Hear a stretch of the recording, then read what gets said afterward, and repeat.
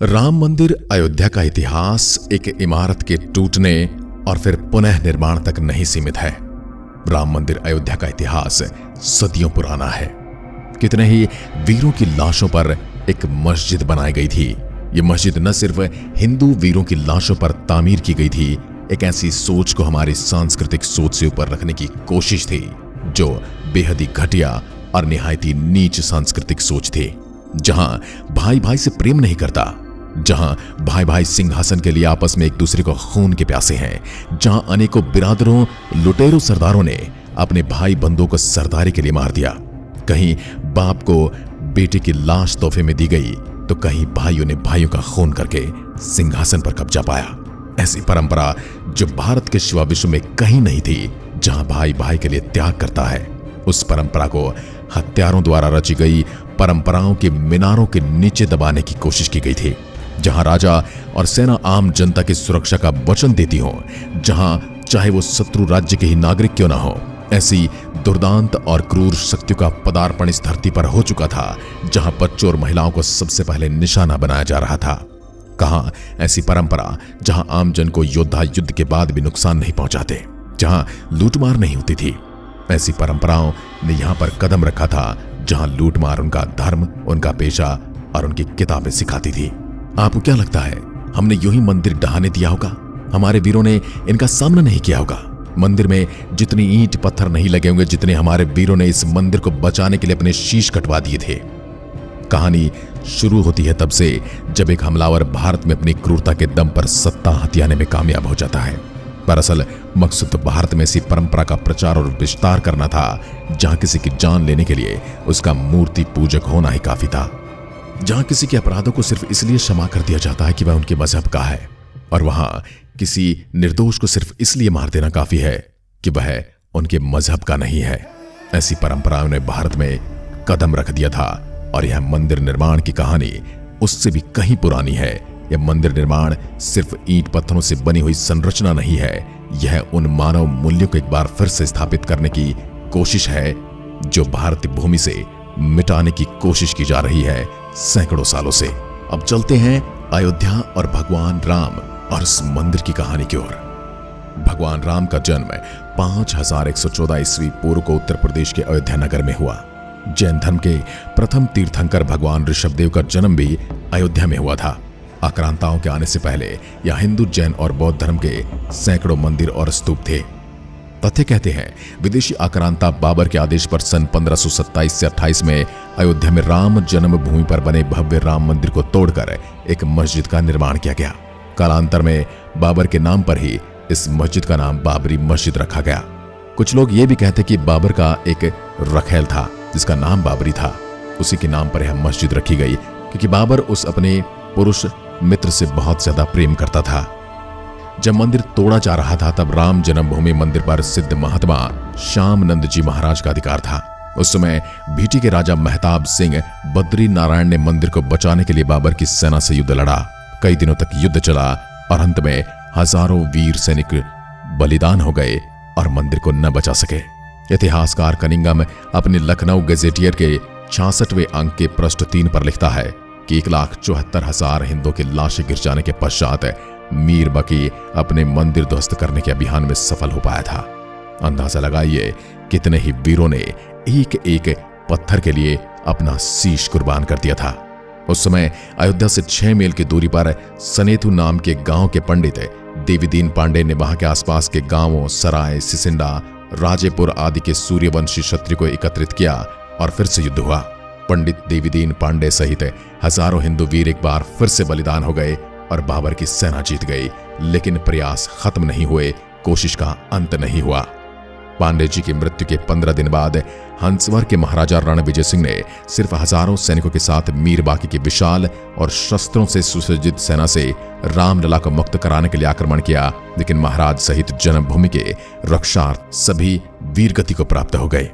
महाराजा रणविजय सिंह की पत्नी रानी जयराज कुमारी हंसावर ने अपने पति की वीरगति के बाद स्वयं जन्मभूमि की रक्षा के लिए कार्य को आगे बढ़ाने का बीड़ा उठाया और 3000 नारियों की सेना लेकर उन्होंने जन्मभूमि पर हमला बोल दिया और हुमायूं के समय तक उन्होंने छापामार युद्ध जारी रखा। स्वामी महेश्वरानंद जी ने सन्यासियों की सेना बनाई। रानी जयराज कुमारी हंसावर के नेतृत्व में यह युद्ध चलता रहा, लेकिन हुमायूं की शाही सेना ने इस युद्ध में स्वामी महेश्वरानंद और रानी जयराज कुमारी लड़ते हुए अपनी बची हुई सेना के साथ बलिदान हो गई और जन्मभूमि पर पुनः मुगलों का अधिकार हो गया। मुगल शासक अकबर के काल में शाही सेना हर दिन के इन युद्धों से कमजोर हो रही थी। अतः अकबर ने बीरबल और टोडरमल के कहने पर खस की टाट से उस चबूतरे पर 3 फीट का एक छोटा सा मंदिर बनवा दिया। अकबर की इस कूटनीति से कुछ दिनों के लिए जन्मभूमि में रक्त नहीं बहा। यही क्रम शाहजहां के समय भी चलता रहा। फिर औरंगजेब के काल में भयंकर दमन चक्र चलाकर उत्तर भारत से हिंदुओं के संपूर्ण सफाई का संकल्प लिया गया। उसने लगभग 10 बार अयोध्या के मंदिरों को तोड़ने का अभियान चलाकर यहाँ के सभी प्रमुख मंदिरों और उनकी मूर्तियों को तोड़ डाला। औरंगजेब के समय में समर्थ गुरु श्री रामदास जी महाराज के शिष्य श्री वैष्णव दास जी ने जन्मभूमि की मुक्ति कराने के लिए 30 बार आक्रमण किए। नसीरुद्दीन हैदर के समय में मकरही के राजा के नेतृत्व में जन्मभूमि को पुनः अपने रूप में लाने के लिए हिंदुओं के 3 आक्रमण हुए। इसमें बड़ी संख्या में हिंदू मारे गए। इस संग्राम में भीती, हंसवर, मकरही, खजूरहट, दियारा, अमेठी और राजा गुरुदत्त सिंह आदि सम्मिलित थे। हारती हुई हिंदू सेना के साथ वीर चिमटाधारी साधुओं की सेना मिली और इस युद्ध में शाही सेना को हारना पड़ा और जन्मभूमि पर पुनः हिंदुओं का अधिकार हो गया। लेकिन कुछ दिनों के बाद विशाल शाही सेना ने पुनः जन्मभूमि पर अधिकार कर लिया और हजारों राम भक्तों का कत्लेआम मचा दिया। नवाब वाजिद अली शाह के समय में पुनः हिंदुओं ने राम जन्मभूमि के उद्धारार्थ आक्रमण किया। फैजाबाद गजेटियर में कनिंघम ने लिखा, इस संग्राम में बहुत ही भयंकर खून खराबा हुआ। 2 दिन और रात तक चलने वाले इस भयंकर युद्ध में सैकड़ों हिंदुओं के मारे जाने के बावजूद हिंदुओं ने श्री राम जन्मभूमि पर कब्जा कर लिया। एक बार फिर से हिंदुओं का अधिकार हो गया। इतिहासकार कनिंघम लिखता है कि अयोध्या का सबसे बड़ा हिंदू मुस्लिम बलवा था।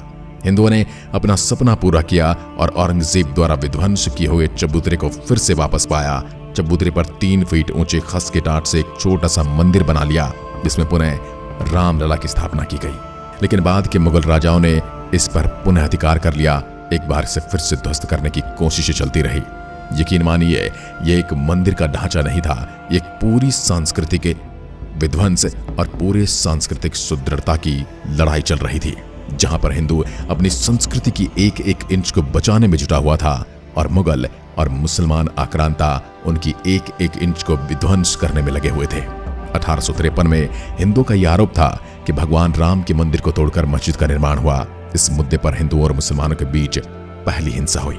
इसके बाद सन 1857 की क्रांति में बहादुर शाह जफर के समय में बाबा रामचरण दास ने एक मौलवी आमिर अली के साथ जन्मभूमि के उद्धार का प्रयास किया। कुछ कट्टरपंथी मुस्लिमों को यह बात स्वीकार नहीं हुई और उनके विरोध के चलते 18 मार्च सन 1858 को कुबेर टेला स्थित एक इमली के पेड़ में दोनों को एक साथ अंग्रेजों ने फांसी पर लटका दिया। विवाद के चलते 1859 में ब्रिटिश शासकों ने विवादित स्थल पर बाड़ लगा दी और परिसर के भीतरी हिस्से में मुसलमानों और बाहरी हिस्से में हिंदुओं को प्रार्थना करने की अनुमति दे दी गई। 19 जनवरी 1885 को हिंदू महंत रघुवीर दास ने पहली बार इस मामले को फैजाबाद के न्यायाधीश पंडित हरिकिशन के सामने रखा था। इस मामले में कहा गया था कि मस्जिद की जगह पर मंदिर बनवाना चाहिए, क्योंकि वह स्थान प्रभु श्री राम का जन्म स्थान है। वर्ष 1947 में भारत सरकार ने मुसलमानों को विवादित स्थल से दूर रहने के आदेश दिए और मस्जिद के मुख्य द्वार पर ताला लगा दिया गया, जबकि हिंदू श्रद्धालुओं को एक अलग जगह से प्रवेश दिया जाता रहा। 1949 में भगवान राम की मूर्तियां मस्जिद में पाई गई। कहते हैं कुछ हिंदुओं ने ये मूर्तियां वहां रखवाई थी। मुसलमानों ने इस पर विरोध व्यक्त किया और दोनों पक्षों ने अदालत में मुकदमा दायर कर दिया। सरकार ने स्थल को विवादित घोषित करके ताला लगा दिया। 1984 में कुछ हिंदुओं ने विश्व हिंदू परिषद के नेतृत्व में भगवान राम के जन्मस्थल को मुक्त कराने और वहां राम मंदिर का निर्माण करने के लिए एक समिति का गठन किया। बाद में इस अभियान का नेतृत्व भारतीय जनता पार्टी के प्रमुख नेता लाल कृष्ण आडवाणी ने संभाला था। 1986 में जिला मजिस्ट्रेट ने हिंदुओं को प्रार्थना करने के लिए विवादित मस्जिद के दरवाजे पर से ताला खोलने का आदेश दिया। मुसलमानों ने इसके विरोध में बाबरी मस्जिद संघर्ष समिति का गठन किया। 1989 में विश्व हिंदू परिषद ने राम मंदिर निर्माण के लिए अभियान तेज किया और विवादित स्थल के नजदीक राम मंदिर की नींव रखी गई। इसी वर्ष इलाहाबाद उच्च न्यायालय ने आदेश दिया कि विवादित स्थल के मुख्य द्वारों को खोल देना चाहिए और इस जगह को हमेशा के लिए हिंदुओं को दे देना चाहिए। 30 अक्टूबर 1990 हजारों राम भक्तों ने मुख्यमंत्री मुलायम सिंह यादव द्वारा खड़ी की गई अनेक बाधाओं को पार कर अयोध्या में प्रवेश किया और विवादित ढांचे के ऊपर भगवा ध्वज फहरा दिया। लेकिन 2 नवंबर 1990 को मुलायम सिंह यादव ने कार सेवकों पर अंधाधुंध गोलियां चलाने का आदेश दे दिया, जिसमें सैकड़ों राम भक्तों ने अपने जीवन की आहुतियां दे दी। सरयू तट राम भक्तों की लाशों से पट गया। इस हत्याकांड के बाद अप्रैल 1991 को उत्तर प्रदेश के तत्कालीन मुख्यमंत्री मुलायम सिंह यादव को इस्तीफा देना पड़ा। इसके बाद लाखों राम भक्त 6 दिसंबर को कार सेवा हेतु अयोध्या पहुंचे। 6 दिसंबर 1992 को बाबरी ढांचे को ढाकर समतल कर दिया गया, जिसके परिणाम स्वरूप देश भर में दंगे भी हुए। इसी मसले पर विश्व हिंदू परिषद के नेता अशोक सिंघल, भाजपा नेता आडवाणी, यूपी के पूर्व मुख्यमंत्री कल्याण सिंह, मुरली मनोहर जोशी और मध्य प्रदेश के पूर्व सीएम उमा भारती सहित 13 नेताओं के खिलाफ आपराधिक साजिश का मुकदमा चलाने की मांग की गई थी। 6 दिसंबर 1992 को जब विवादित ढांचा गिराया गया, उस समय राज्य में कल्याण सिंह की सरकार थी। उस दिन सुबह करीब 10:30 बजे हजारों लाखों की संख्या में कार सेवक पहुंचने लगे। दोपहर में 12 बजे के करीब कार सेवक का एक बड़ा सा जत्था मस्जिद की दीवार पर चढ़ने लगता है। लाखों की भीड़ को संभालना सभी के लिए मुश्किल होता जा रहा था। दोपहर के 3:40 पर पहला गुंबद भीड़ ने तोड़ दिया और फिर 5 बजने में जब 5 मिनट का वक्त बाकी था, तब पूरे का पूरा विवादित ढांचा जमींदोज हो चुका था। भीड़ ने उसी जगह पूजा अर्चना की और रामशिला की स्थापना कर दी। पुलिस के आला अधिकारी मामले की गंभीरता को समझ रहे थे। गुंबद के आसपास मौजूद कार सेवकों को रोकने की हिम्मत किसी में नहीं थी। मुख्यमंत्री कल्याण सिंह का साफ आदेश था कि कार सेवकों पर गोली नहीं चलेगी। 1527 से 28 ईस्वी में बाबर के सेनापति मीर बाकी ने अयोध्या में श्री राम जन्मभूमि पर मंदिर को तोड़ा था, जिसका पंडित देवीदीन पांडे ने नेतृत्व में युद्ध के रूप में पहला विरोध किया था। तब से लेकर आज तक 77 से अधिक युद्ध और सैकड़ों दंगे हो चुके हैं, जिसमें लाखों कार सेवकों की जानें चली गई। इस पवित्र स्थल हेतु श्री गुरु गोविंद सिंह जी महाराज, महारानी राजकुंवर तथा अन्य कई विभूतियों ने भी संघर्ष किया है। लेकिन इस लंबे संघर्ष के बाद आखिर वो दिन आ गया जब भारत में श्री राम मंदिर की नींव रखी गई और एक भव्य मंदिर का निर्माण हो रहा है। इस मंदिर में 22 जनवरी को रामलला की मूर्ति की प्राण प्रतिष्ठा की जाएगी और एक बार फिर से हिंदुओं और सनातनियों को उनका वह अधिकार वापस दिया जाएगा जिसकी प्रतीक्षा उन्होंने हजारों साल तक की है। आज की वीडियो में बस इतना ही। अगर वीडियो पसंद आई हो तो लाइक कीजिए और ऐसी वीडियोस के लिए चैनल को सब्सक्राइब जरूर करें। धन्यवाद।